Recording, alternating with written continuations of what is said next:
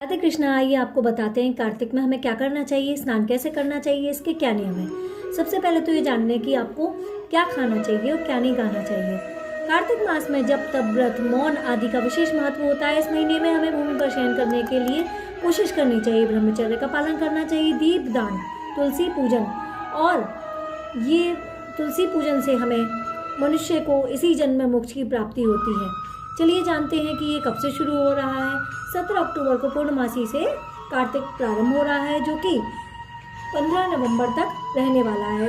विष्णु भगवान की पूजा का सबसे ज़्यादा महत्व होता है, क्योंकि कार्तिक महीना विष्णु भगवान का प्रिय मास है। इस माह के लिए शास्त्रों में खान पान को लेकर कुछ नियम बताए गए हैं। चलिए आइए जानते हैं वह क्या है। सबसे पहले तो जान लें कि गाजर, बैगन, लौकी बासी भोजन नहीं करना चाहिए। जिन फलों में बहुत सारे बीज हैं उनको खाने से भी बचना चाहिए। इस माह में बैगन, करेला भी खाने की मनाही है। उड़द, मूंग, मसूर, चना, मटर, राई भी नहीं खाना चाहिए। और मांसाहार का सेवन तो बिल्कुल भी नहीं करना चाहिए, क्योंकि कार्तिक मास में विष्णु भगवान जल में निवास करते हैं। भूलकर भी मछली या किसी अन्य प्रकार की तामसिक चीज़ों के सेवन से बचें। इसके अलावा इस मास में दोपहर में सोने से भी मना करा गया है।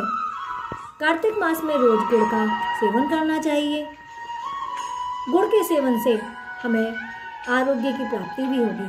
सिर्फ नरक चतुर्दशी के दिन शरीर पर तेल लगाने की बात शास्त्र में कही गई है, अन्यथा हमें तेल नहीं लगाना चाहिए शरीर पर।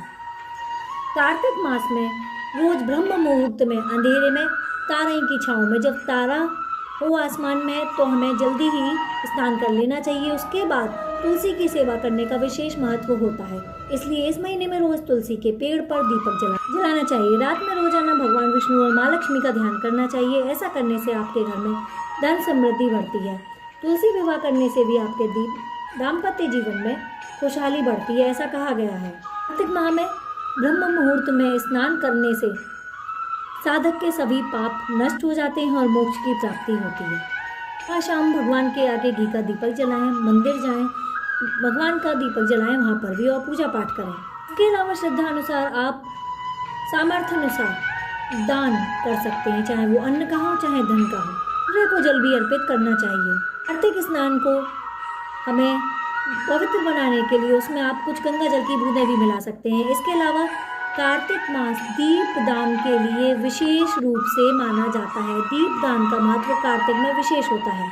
पद्म पुराण के अनुसार जो व्यक्ति कार्तिक मास में नियमित रूप से ब्रह्म मुहूर्त में स्नान आदि करके विष्णु भगवान की पूजा करते हैं, वे विष्णु भगवान के प्रिय भक्त कहलाते हैं। और कार्तिक स्नान और पूजा के पुण्य से ही सत्यभामा को भगवान श्री कृष्ण की पत्नी होने का सौभाग्य प्राप्त हुआ था।